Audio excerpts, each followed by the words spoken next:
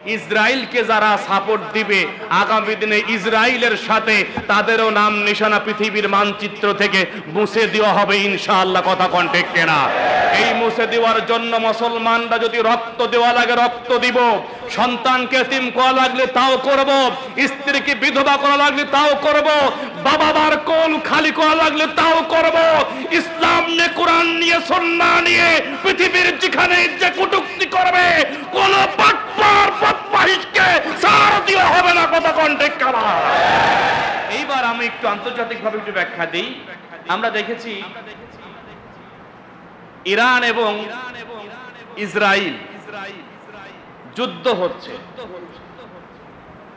যুদ্ধ হওয়াতে আমরা দেখছি যে ম্যাক্সিমাম খবরেই ইরান ভালো কিছু করছে, ইসরায়েলের ক্ষতি হচ্ছে।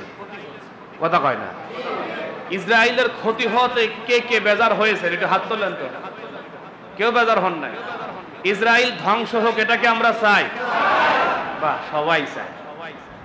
ইসরায়েল ধ্বংস হোক এটা আমরা চাই। ধ্বংস হওয়াটা আসলে আমাদের কাম্য নয়, কিন্তু ওনারা যা করেছে, ওনারা যে কাজগুলা করেছে, আমার অসহায় ছোট বড় বৃদ্ধা আবাল শিশু সবাইকে তারা কাঁদাইছে। রোজার ভিতর রোজা থাকতে দেয় নাই। তারা নির্বিচারে গুলি করে করে আমার ফিলিস্তিনি মুসলমানদেরকে মেরেছে, হত্যা করেছে। এমনকি হাসপাতালে পর্যন্ত চিকিৎসা নিতে গিয়েছে, সেখানে পর্যন্ত হামলা করেছে। ঠিক কিনা? আমরা চাই পৃথিবীর মানচিত্র থেকে ইসরায়েল নামক ওই রাষ্ট্র, ওই দেশ একেবারে মুছে যাক। চাই কি চায় না? চাই। বন্ধুরা আমার, ইরান আলহামদুলিল্লাহ, আলহামদুলিল্লাহ বলে, ইরান ইতিমধ্যেই অনেক কিছু শুরু করে দিয়েছে এবং ইরানের যে পারমাণবিক অস্ত্র যেটাই বলে যে ক্ষমতাগুলো আছে এখনো সব দেখায় না, আস্তে আস্তে দেখাচ্ছে।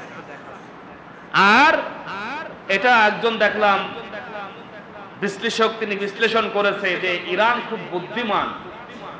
আমি বললাম ইরান তো বুদ্ধিমান না, ইরানের মাথায় বুদ্ধি যিনি দিয়েছেন তিনি কে?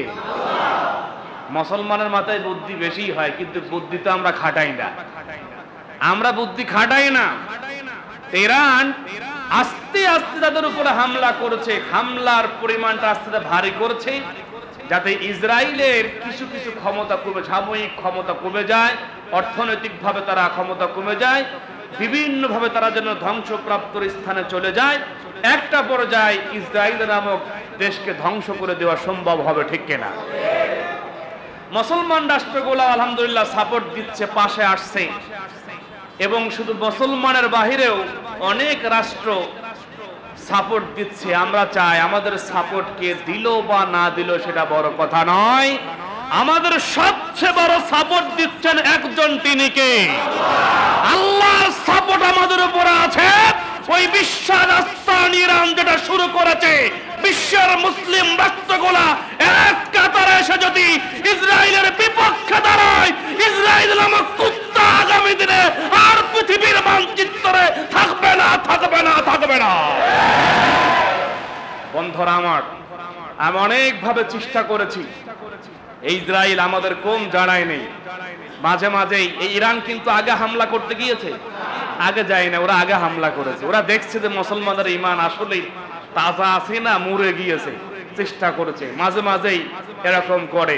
এইবার বুঝবে যে আসলে ঠেলার নাম বাবাজি। ঠিক কিনা?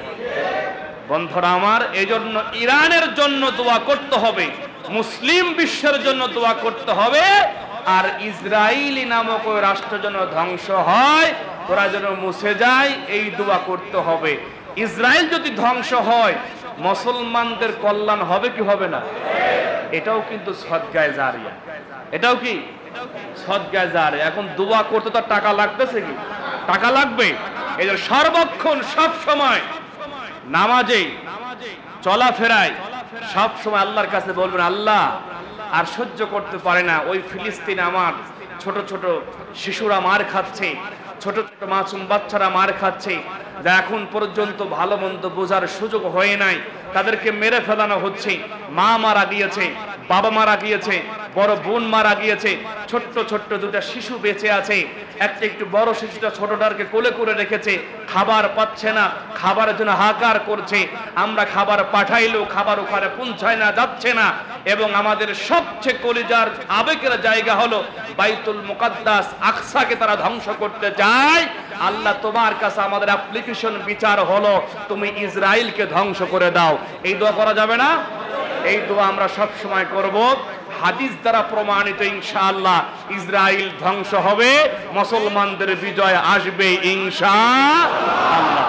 ওরা যত লাফালাফি আর ফালাফালি করুক না কেন, যত বড় শক্তি থাক না কেন, আমাদের বাউন্ডারির পাশেই আর কিছু বড় বড় শয়তান আছে না।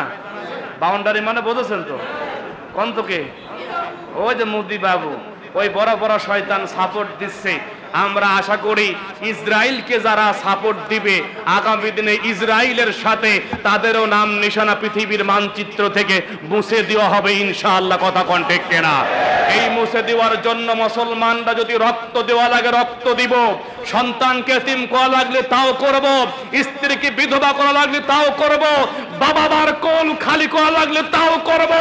ইসলাম নিয়ে, কোরআন নিয়ে, সুন্নাহ নিয়ে পৃথিবীর যেখানে যে কটূক্তি করবে কোন বাটপার বদমাইশকে ছাড় দেওয়া হবে না। কথা কোন ঠিক কিনা? আমরা আজকের এই মসজিদ থেকে দোয়া করছি আল্লাহ তাআলা ইরানের শক্তিকে আরো বৃদ্ধি করে দিক, বলুন আমিন।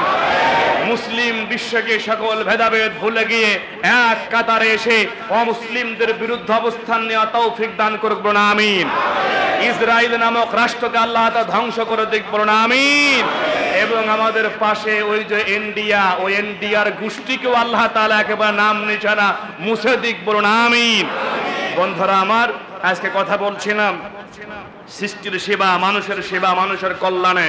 আল্লাহ তাআলা আমাদের সব সময় যেন মানুষের কল্যাণে কাজ করা তৌফিক দান করুন, বলুন আমিন।